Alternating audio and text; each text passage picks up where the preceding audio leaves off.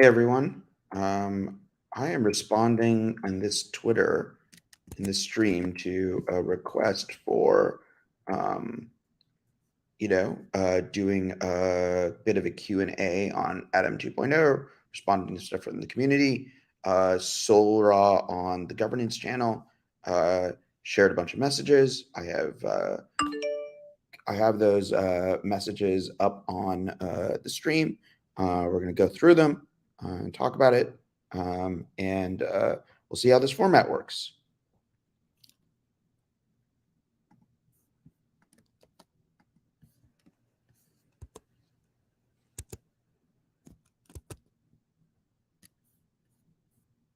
Just quickly sharing this with the chat.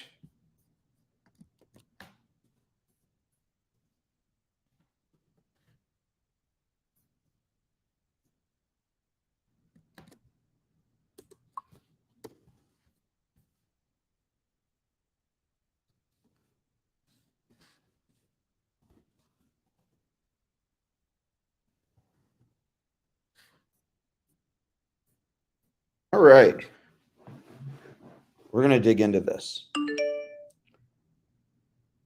Okay. So yes, backstory here. There's a Cosmos Governance Telegram chat. Today is the last day of voting on Prop 82. And this is the, and so Solra on the governance chat last night was asking me to do a live stream or a video responding to some of the questions. So asked him to forward me what questions he wanted me to respond to. And I'm going to try my best at responding to them over the next, 30, 40 minutes. We'll see how it goes. All right. Okay. So I guess the first question has been, there is this question of, hey, is the immediate outcome of Prop 82 being vetoed or passing or any of these outcomes a fork from the point of view of the authors of Prop 82? So there's like this whole question. So one is there's these screenshots circulating around, mischaracterizing entirely what Sam Hart, who is one of the authors of the white paper, is saying. So again, and like as a practical matter, I would say that Cosmos Hub governance has been pretty quiet since Prop 69. Even Prop 69 was nowhere near as intense as Prop 82. People were very upset, but Cosmos Hub governance has been fairly quiet since then. And so there's a lot of people who are like, what is the theory of Cosmos Hub governance? Like, what is the governance theory? And the theory of Cosmos Hub governance is the fact that it's never, the design of the Cosmos Hub was never such a designed to be a system where it's like all possible questions can be resolved through governance votes. At the end of the day, the Cosmos Hub proposed the signaling proposal system as a way of getting signal and input from the community about how they feel about changes, which we are certainly doing through this Prop 82 process.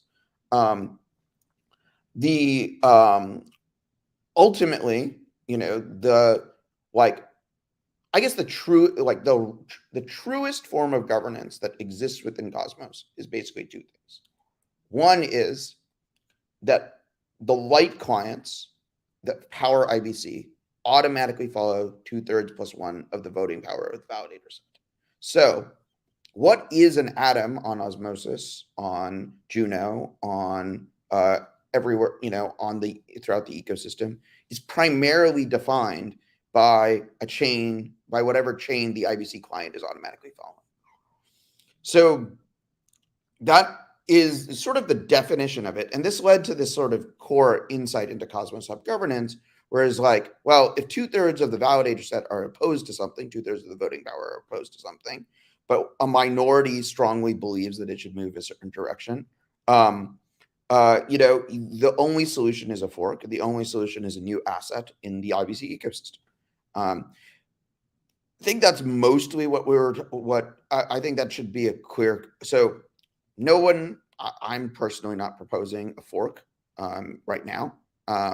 But the core point of of Proposition 82 is really observing that the Cosmos Hub has some pretty serious problems, that Atom as an asset has pretty serious problems, and that we need relatively intense period of governance in the next, year, 6 months, in the Cosmos Hub.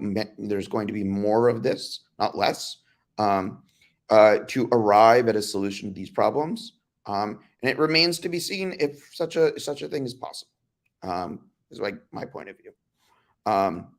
There's a lot of things that are problematic about Atom, and I think a lot of these challenges have been. And I can go into as we're talking more about what these problems are. Okay, so the other component of this thing is 50%. Okay, so there's this question about LP pools, about and it talks about there's these things about emissions per month.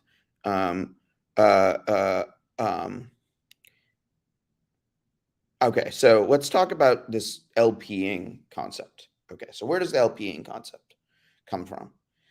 So, all right, let's talk about some sort of core concepts here. So, what is the problem with the current Cosmos Hub roadmap? Essentially, the current Cosmos Hub roadmap makes no economic sense.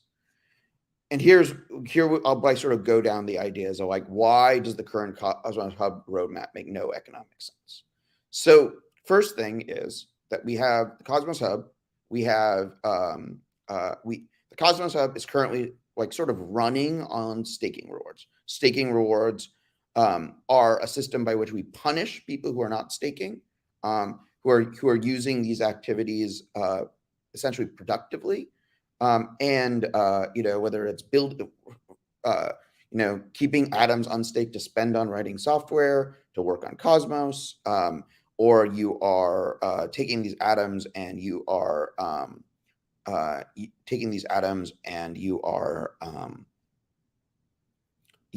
using them in DeFi across multiple chains, and we anticipate there's going to be more of that. Okay, so this is what powers the Cosmos Hub. Is there is a loss of there's atom dilution of the non-stakers, and there is rewards going to and that's about 20% a year right now is that transfer. So let's say that that's the mechanism. Okay, and the Cosmos Hub currently is very excited about this new feature, interchain security, developed by the team at Informal, that I've been helping with go to market for, mostly just because I like Cosmos Hub, and I like working with the team at Informal, and it's been fun. But I think it's relatively obvious, as we've kind of seen this whole thing about where these things don't make any sense. Okay, so one component of it is what are our two kind of most strongest categories of interchain security adoption? Our two strongest categories of interchain security adoption are liquid staking. So Neutron, which is related to the Lido project, if not, it's definitely not the same thing, and Stride, and we want to see other liquid staking protocols come along. And the second big thing that we got for interchain security was USDC and this idea of an asset issuance chain that would run under interchain security that's being built by Informal and Strangelove in collaboration with Circle. Okay, so these are your two categories. All right, great. We have people that we have projects that venture capital is willing to invest in. And we have, one of the most important missing pieces of the Cosmos ecosystem, USDC. All of them are really excited about interchain security. Okay, here's what happens when you project these things forward. Okay, these trends forward. Okay, liquid staking means the success. If interchain security is successful, and our big users, our liquid staking users, are successful, the demand for unstaked atoms is going to plummet. Everyone will stake their atoms. People will use these liquid staked assets in DeFi. They will use these liquid staked assets to generate, to do development, and the demand for unstaked atoms will fall off the face of the earth. This real wealth transfer of 20% that is powering our validators, that is securing the chain, that is giving people staking rewards. This will essentially become a perpetual motion machine, or it will represent no net wealth transfer, and it might as well make the inflation be zero, right? At sort of 100% staked. So the second thing is atoms have been really useful as a fiat on-ramp and off-ramp for people during like the anchor carry trade era.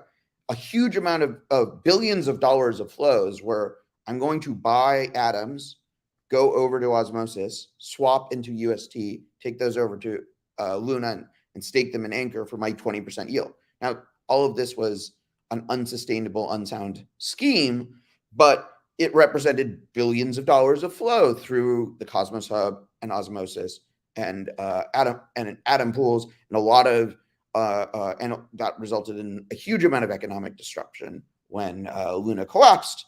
But even today, it still is the easiest way to get in and out of the system. Now, what's changing about that reality? One is when we bring we have seen enormous product market fit across every ecosystem that it has launched on for USDC. There's no reason to believe that would not happen in Cosmos. We also see that, and we have DYDX coming, which is going to result in about $1 billion of USDC minted into the ecosystem at very least. So like I said, huge economic shift. So that is going, and now we also are seeing more and more Cosmos chains whose assets are getting listed. Osmosis got listed on Binance and a number of other exchanges. And I think what we're headed towards is, again, more assets being viable as on ramps and off ramps. We already see volume on bridged Axelar, primarily bridged USDC on Osmosis, now exceeding volume on the Osmosis Atom pool. As more DeFi launches on Cosmos, I expect that trend to happen and atoms to become much less significant in the later stages of Cosmos DeFi.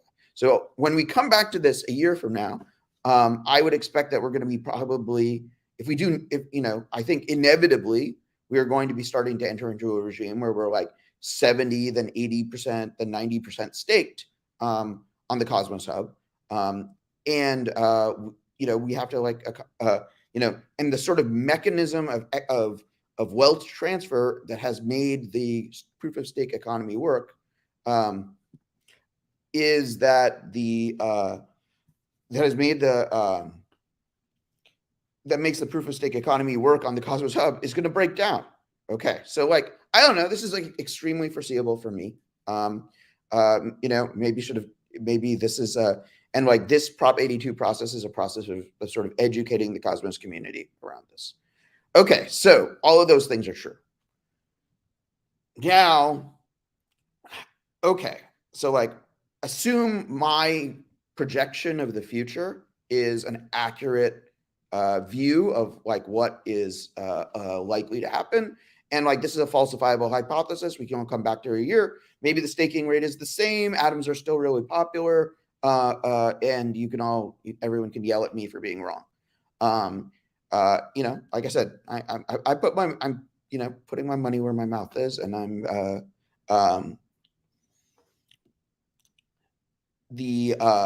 what I'm going to work through. There's questions coming in from CryptoCito, but I'm going to work through Solraw's questions first, and then I will, if I still have any energy left, come around to other questions. Okay, I'm still just trying to get at this LP pool question. Okay, which is, all right, Zaki, you think that you've been working on proof of stake since basically 2014. You think that proof of stake is the future. but you're describing a situation in which like proof of stake economics inevitably break down. Okay, what do we do about all this? And so what we're trying to say in the Prop 82 and in the white paper is really, we foresee that there are that like one of the things that has been most hopeful for seeing all this stuff is that there is broad adoption of on-chain finance, right? Is that like DEXs, lending, all of these things that were like hypotheses when we started working on Cosmos are now real things, and people will use them and they will generate real value. This is fantastic. These are good things. It demonstrates that like blockchains really have use. It's also, you see this collapse, the collapse of FTX, and the fact that like basically the whole thing turned out to be a scam. And it's like, why did we build these things in which we have alternatives to corporations where their full balance sheets, all of their assets and liabilities are on a publicly auditable ledger? Because we wanted to make things like FTX impossible.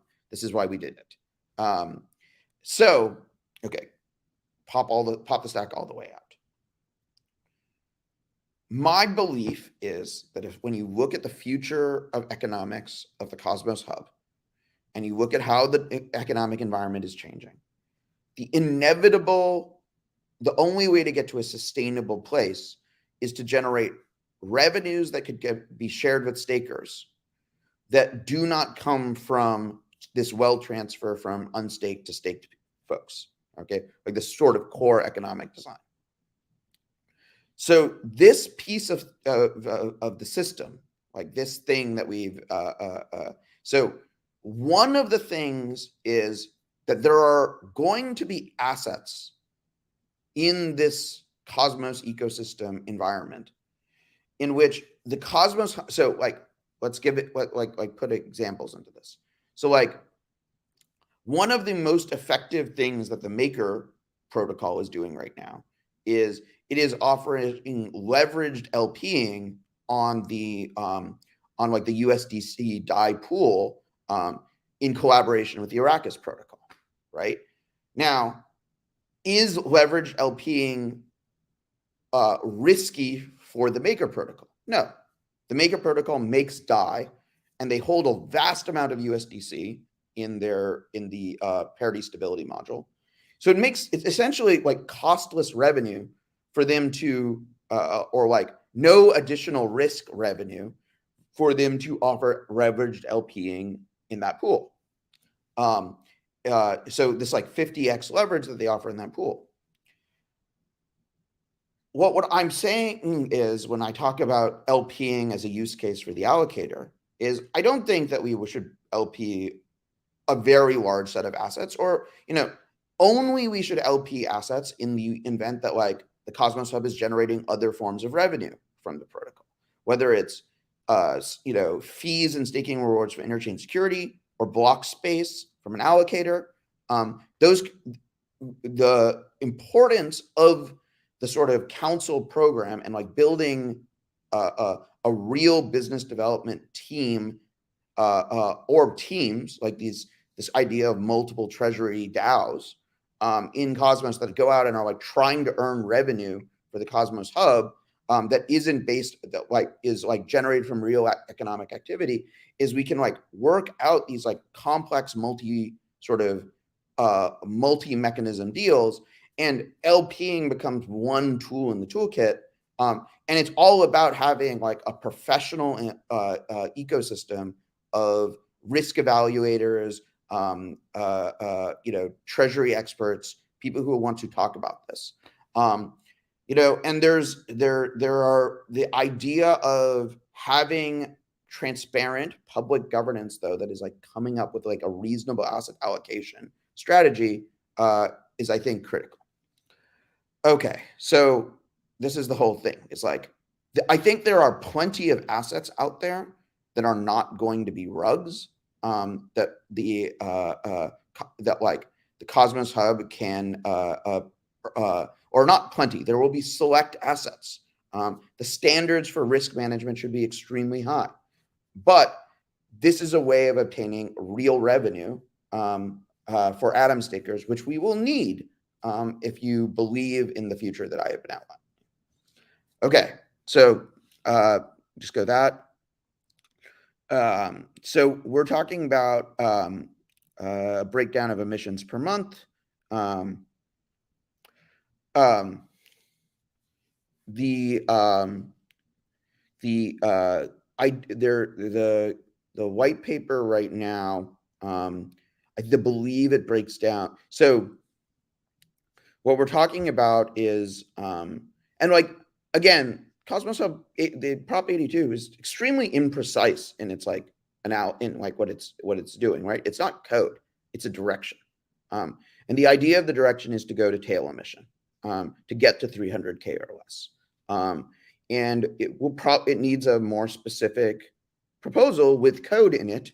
And without a doubt, the feedback that has come back from everyone that the proposed structure of the sort of monetary regime transition is probably seems to be the most objectionable thing to the most people. So, if the answer to the question is, well, why don't we start with taxation, with increasing the tax and decreasing the minimum inflation?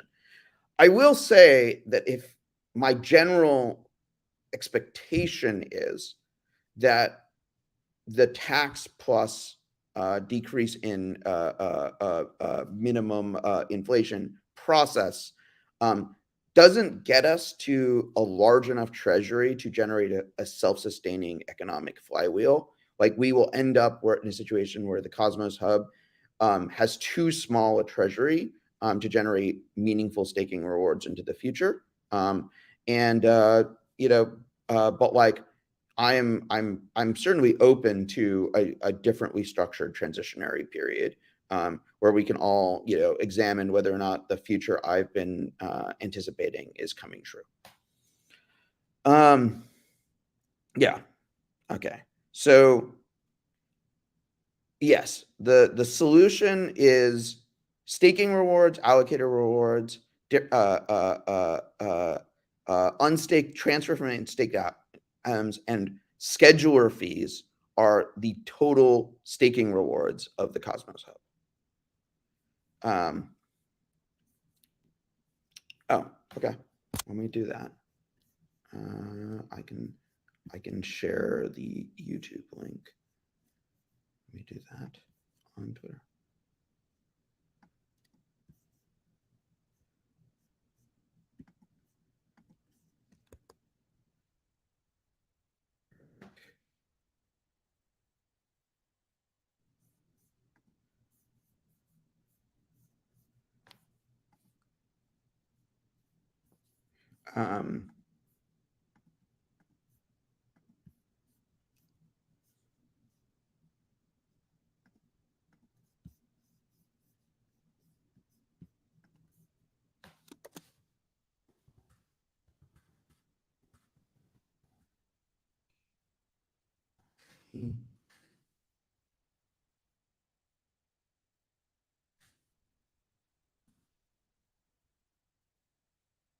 All right.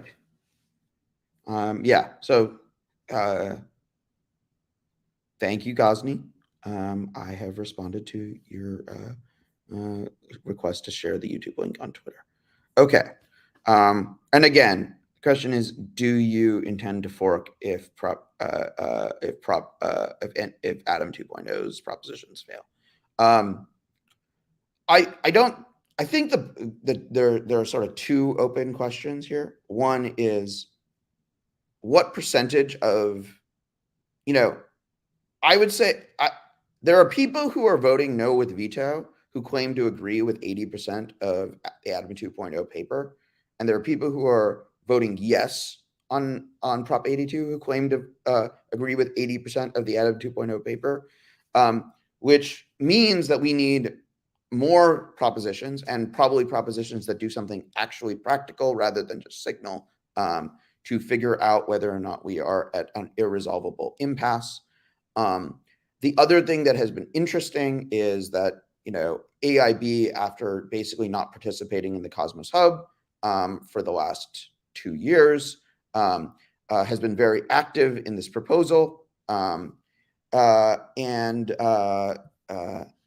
the has been very active in this proposal. And on one hand, it's been interesting, but there's a lot of toxicity that comes out of AIB that I think many people in the community have been seeing. And Jacob has done a great job of sort of categorizing some of that toxicity. But it's entirely possible that it's just, AIB has too much of an influence in the Cosmos Hub, and we may not be able to move past this reality. I don't know. We'll find out. All right. I'm going to move to a different set of questions. All right. Okay.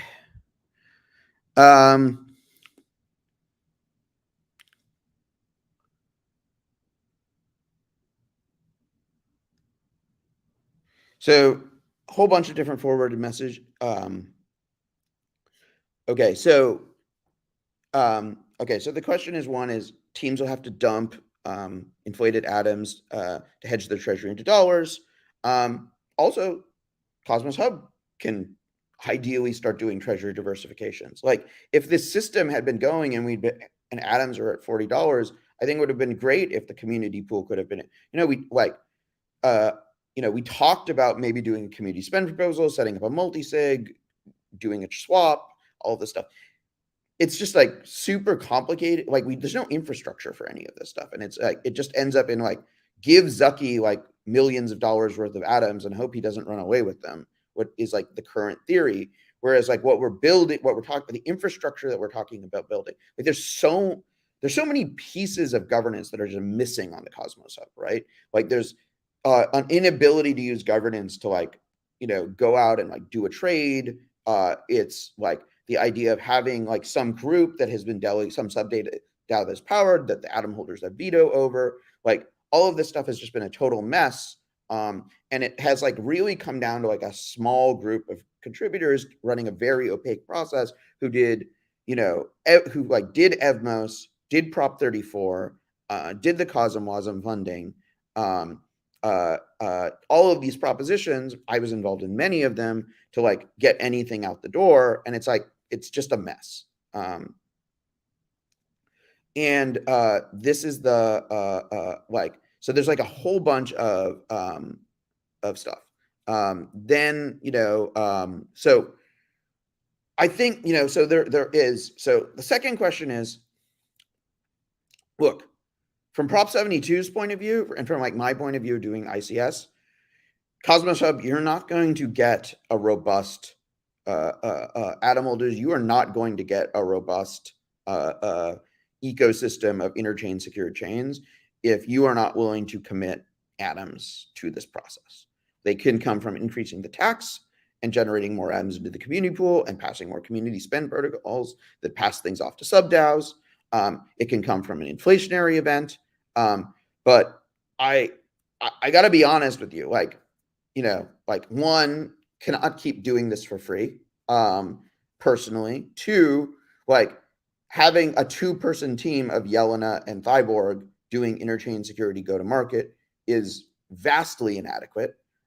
3, having only $1 million of atoms in Prop 72 to try and bootstrap an ecosystem is catastrophically inadequate. And you can bitch and moan about what you think the ICF should be spending its atoms on. You can bitch and moan about what you wish AIB was doing with them, or you can take your destiny into your own hands as atom holders and get atoms under the control of governance and actually go make some stuff happen. So this is where I basically come down to on this whole treasury dilution kind of thing. And basically, right now you basically either have to work in a completely toxic organization of AIB, or navigate ICF politics, which I'm working on improving, but has massive responsibilities beyond the Cosmos Hub to like get paid to work on the Cosmos Hub. And you know, like the this is just like not realistic going forward. So I think atom holders have to live in reality, and accept that whether the dilution comes from the tax going up on the to the community pool, or dilution, like if you want interchain security to succeed, if you want to have some sort of future revenue model, it's going to cost you. Is that there's just like no way around it.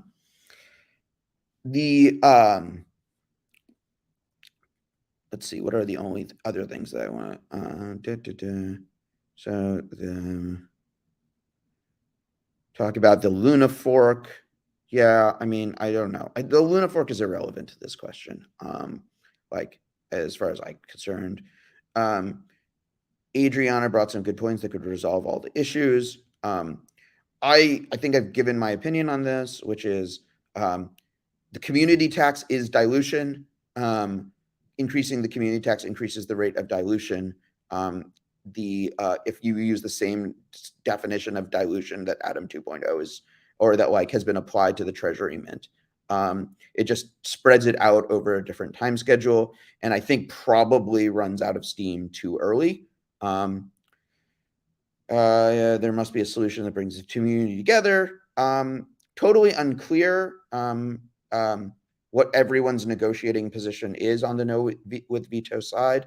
And we still are sort of waiting for preferences to reveal themselves. Atom 2.0 is too complicated. I think this is basically status quo bias. I think the Cosmos Hub itself is quite complicated, and the Cosmos ecosystem is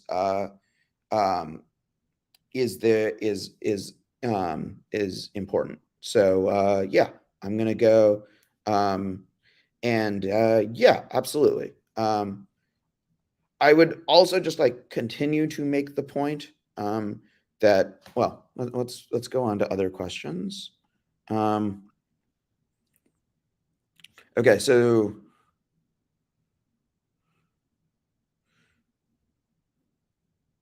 I guess there's this question about, you know, this initial 10,000 per month token issuance. That's not what's in Prop 82. What's in Prop 82 is a 4 million Atom token issuance. So it basically seems like this question is mostly asked on based on sort of understanding. Now I can go back to the original motivation. The original motivation was, you know, I think that there's like the feedback that I get over and over again talking about Cosmos is you go and talk to investors, you go and talk to capital allocators, and they say the same thing to you over and over again. It's like, Zucky, Cosmos ecosystem is thriving. It's like one of the best ecosystems for builders. But I don't understand why I should own atoms, and I don't understand, and like the tokenomics make no sense. They just like inflate forever. And like, why will this, and like, we've been trying to address that. But one of the things that we're trying to say is, you know, is with what we've attempted to do with the structuring is, hey, let's probably build in enough like an issuance structure that gets us a reasonable shot at being to a self-sustaining Atom economic zone. And like check in, and they'll be like, we evaluate along the way, but like really argue to people, hey, like all of the atoms that like the bulk of the Atom emissions are in the past relative quickly, when you could go to somebody who's like, why should I buy atoms now? And it's like, well, look, the Atom 2.0 laid out this plan for interchain security, for the scheduler, for the allocator. Look, we're shipping all of those things. New chains are joining interchain security every day. Applications that are using interchain security are gaining in value.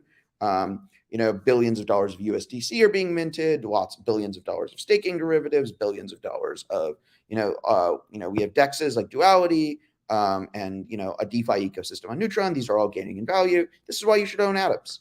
I think using the community pool mechanism and the tax mechanism basically makes it very difficult for you to like argue about this stuff. It makes it say, hey, well, atom holders are too uncomfortable with changing the status quo quickly. So we're going to do this like incremental thing. I think we can probably get to at some point in the future, but I can't tell you when. And I just like don't think the capital allocators are remotely going to be as excited about this. And so that really has been a motivation for why we structured things the way we do. There's and like the pushback is valid. So we acknowledge that pushback and changed it. Continue to be open to changing how we structure the Treasury mint concept. All right.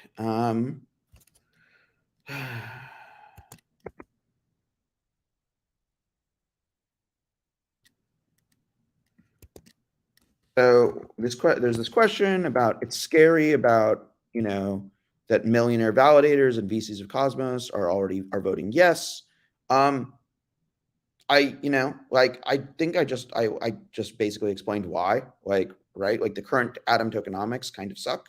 The current economic structure of the Cosmos Hub, how it rewards and incentivizes developers and teams to work in this ecosystem, is completely broken. There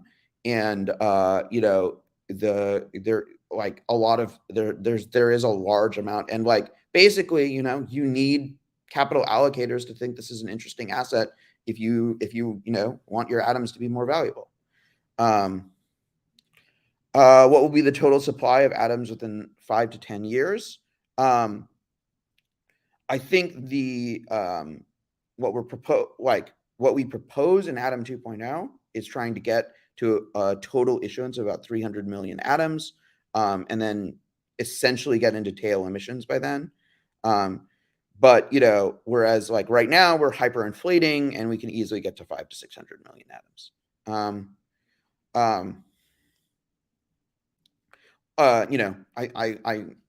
I think one of the things that we should change soon after this.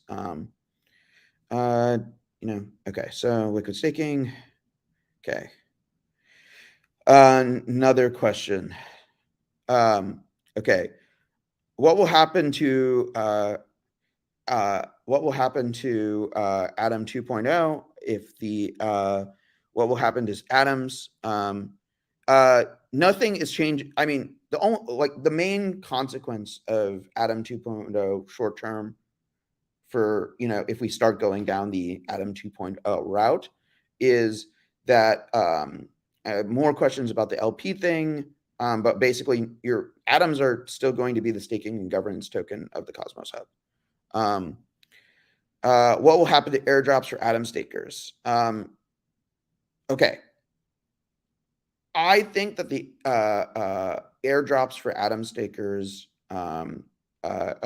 basically are probably going to run out of steam on their own. They are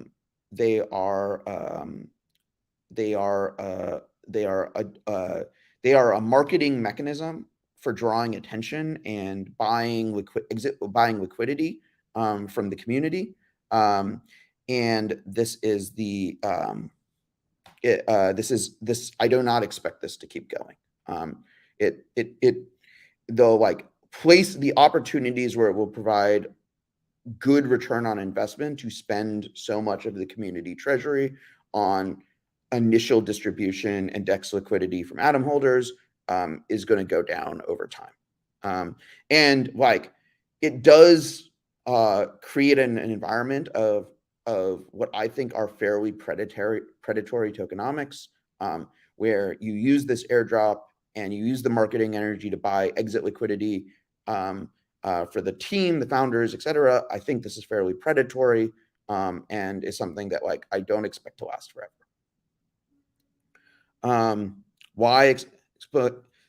The purpose of this is to fund the Cosmos Hub, not the ICF, and to give people a real plausible way to work on the Cosmos Hub without having to work with either AIB or the ICF.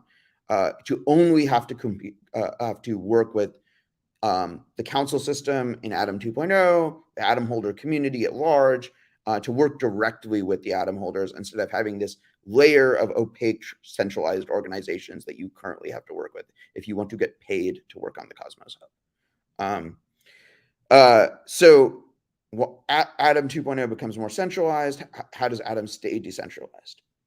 What I just said is today, if you want to get paid to work on the Cosmos Hub, you have to either work for one centralized entity that has a CEO, Jae Kwon, or work for a Swiss foundation that has a lot of complex bureaucracy and internal politics and has, is in substantial need of reform, as many people in the community. And we're working on that reform. As I said, I'm like involved in working on that reform, but I started working on that reform on the inside about, a few weeks ago. And it's taken that long. And so, and I just like, don't think we have time to like, I think time matters. So let's, I think the other thing is like this question of whether or not the council system is centralized. I think the council system, I view some mechanism of optimistic, like, again, I think without some mechanism of optimistic funding. So the other problem with the Cosmos, like ecosystem, Cosmos Hub in general, is, right, because the incentives are so wonky, it's like really hard to recruit talent. Like essentially everyone who currently works on the Cosmos Hub right now is a person who has been part of this project since like, 2017, 2018, right? We have like essentially onboarded like approximately zero new talent. Like the only two new people who've joined like working on the Cosmos Hub community are Thyborg and Yelena. It's pretty sparse, right? And this is just like the human resources component is a disaster. So everyone is like, oh, you're centralizing power, or like, the critics of Atom 2.0 are like, you're centralizing power to Zucky and Jack. And right now, Zucky and Jack have actually quite an immense amount of power because it's like, what is the alternative? Whereas like I like strongly believe that if we actually move in the direction of Atom 2.0, have some sort of optimistic funding mechanism where atom holders are vetoing rather than having like all of these politics over every single spending decision. That if we build like a more robust and sophisticated governance architecture, we can actually recruit far higher quality human talent into the Cosmos community, into the Atom community. Cosmos as a whole, IBC as a whole, is doing great from this point of view. Like we have DEXs, we have liquidity, people can issue their own tokens. Like we incentivize new people to join the IBC ecosystem, the Cosmos ecosystem, because of like the native network effects every single day. But that actually pulls talent away from Atom. It continuously communicates like, don't work on Atom, just let it sort of linger and sort of slow down and ossify and die. All right. Let's see. What are other questions? All right. These are good questions. This is kind of winding down. All right. No matter how the vote goes, if proposal needs changes, does Atom 1 being rejected make you bullish or bearish on Atom? I would say in general, the way this has all gone has been kind of bearish on Atom in general, right? Like the political economy of the Cosmos Hub has involved like threats and insults and like, just like and sort of continuous attack on people who are trying to contribute. If we're trying to create this world where like onboarding new people, like this is we're like completely failing at it. You can blame the authors for how they went about it. But I don't think that this negativity in the Cosmos community has been really great for the ecosystem. But on the other hand, I think we need more governance proposals to sort of figure this out. But I also think that like large Atom holders, large validators have largely been inactive or like contributors. Many of them have been contributors to this negativity rather than and like sort of this demotivating effect of like actually trying to build this. So, we'll see how it works. I do think, it is this whole process has been not exactly the most pleasant experience.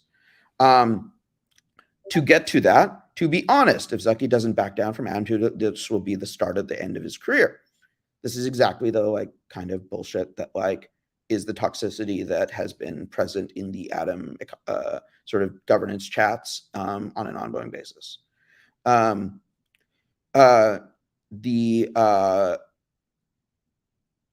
emissions per month, we talked about it. Governance voting system. What if you vote against a proposal, you would be removed? No, that's a misunderstanding of anything that's being proposed. What's the use? Okay, so kind of winding that down. Okay, you can still salvage this, drop the proposal. The ROT is transferred to the community as well. Atom 2 authors. Community is divided. Okay, so conflicts of interest. There's conflicts of I don't know, this sort of conflicts of interest question keeps coming up. As a practical matter, Atom 2.0 doesn't concretely do anything. So it doesn't, I fail to understand, or I understand the conflict of interest thing in the sense that people are oh, you actually, all of you, everybody who wants to work on Atom 2.0 builds other stuff in Cosmos 2, and they see connections between the stuff that they've been building and how Atom 2.0 can make it more valuable, grow faster, etc. And plausibly, this is a conflict of interest. As I'm saying, if you are an Atom holder, your talent pool is very small of people who are actually willing to work on Atom and improve Atom. And this if you I think that it would be great when we have specific proposals to have a robust mechanism and people whose job it is to actually again, one of the things the Cosmos Hub desperately needs is a class of people who actually work at the administrative level on the Cosmos Hub. There are no people who do that work. There are no people who are paid, incentivized in any way, shape, or form to look at proposals, look at what's going on, tease out customer, manage the execution of anything. Everyone who does all of that work has been doing it for free and have been doing it for free for years. And so this is the problem. So many of these criticisms are valid. I do not think they are valid criticisms of Prop 82 because Prop 82 does not do anything. Therefore, the conflicts of interest are difficult to see. And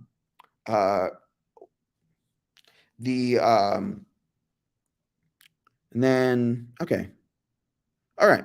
I think kind of knocked through all of Solra's questions. I can talk to some of these questions. Okay, so Cryptocito asks, can you talk a little bit about concerns about systemic risk and liquid staking and how this is mitigated?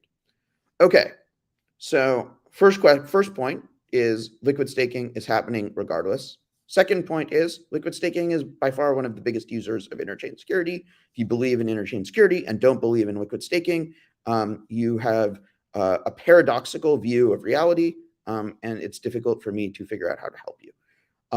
Well, the work that Iqlusion has done on the liquid staking changes to the Cosmos Hub are the only work that anyone in this ecosystem has done to actually try and figure out risk mitigations for liquid staking.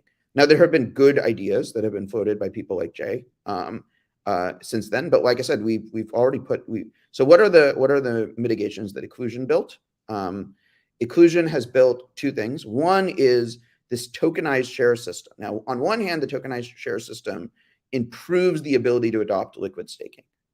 It changes from having to use unstaked atoms to adopt liquid staking to being able to use staked atoms to shift them into various liquid staking protocols.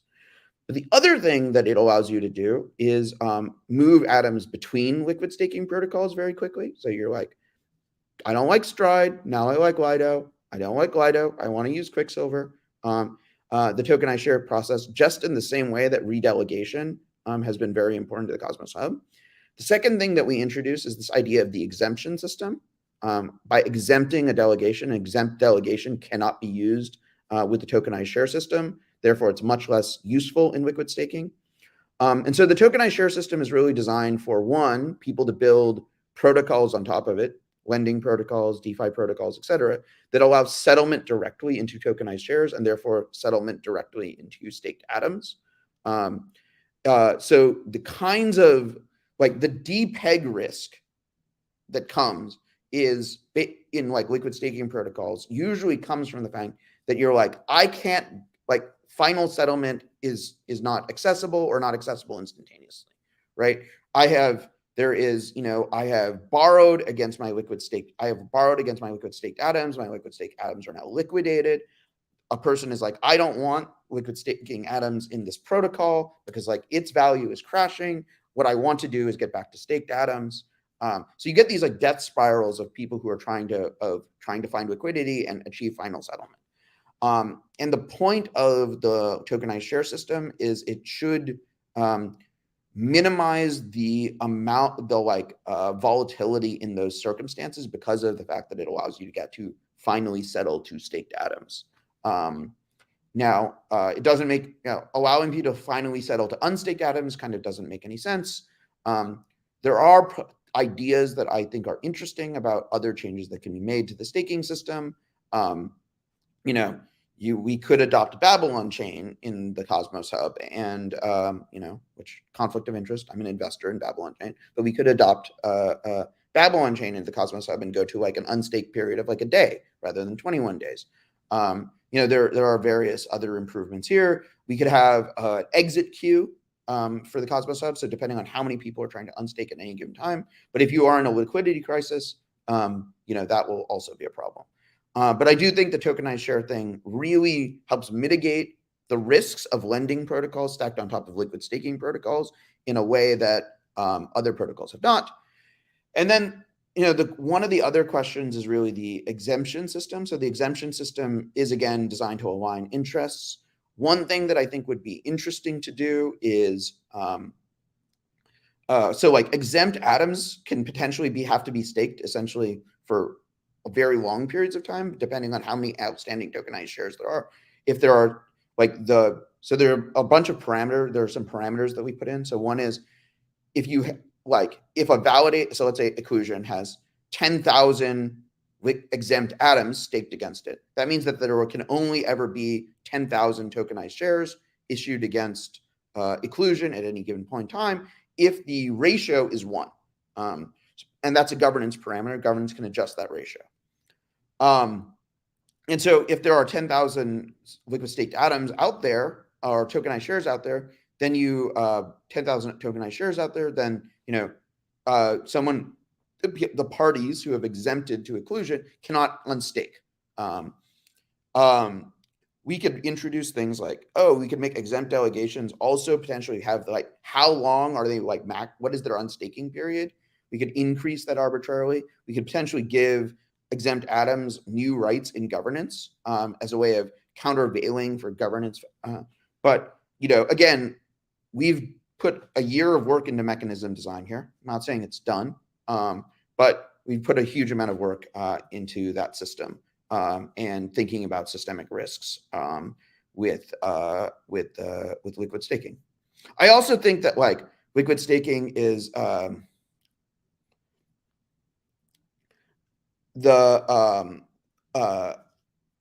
liquid staking is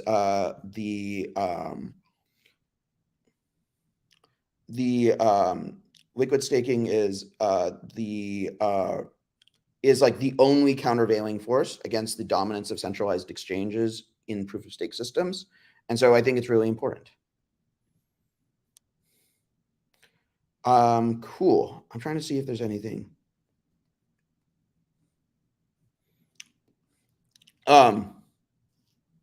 There's a bunch of questions about the value of Sommelier.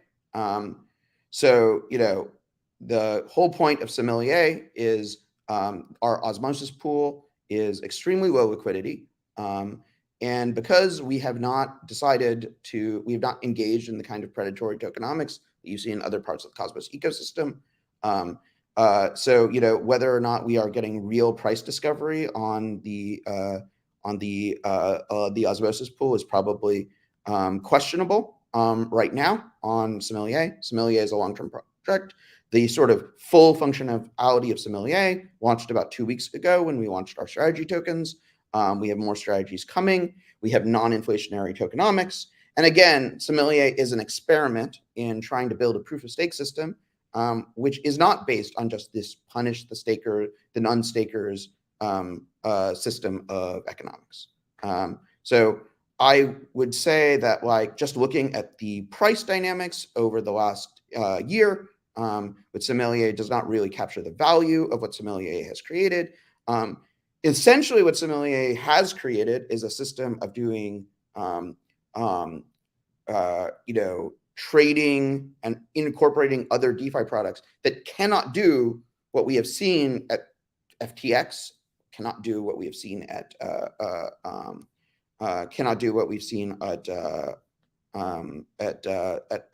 FTX, at Celsius. It is a system that, the entire balance sheet is on chain. The risks and reward, you can always take out your money. We cannot stop you. And I just like the fact that it exists and it's possible, I think, is amazing. Sommelier strategists were able to de-risk in our stablecoin product. The stablecoin product, 7C, was able to de-risk Tether exposure autonomously. Users didn't have to do that. And this is the whole point. And for people who feel like they have, I don't know, this question of, Zeki wants to spend. Cosmos Hub is a social coordination mechanism that belongs to the stakers. That's all it is. And it is up to the stakers to figure out what to do with it. And the question is if you want to have a sort of governance minimized asset that doesn't do a whole heck of a lot, that destiny of the Cosmos Hub is entirely possible. I think Cosmos as an ecosystem will be completely fine in that world. And it is up to Atom holders to figure out what they want. But like sitting there and continuously making accusations about where you argue that the Cosmos Hub is not what you think, what it is, which is the social coordination mechanism, is just wrong. All right. I think I've covered everything, and I don't really see very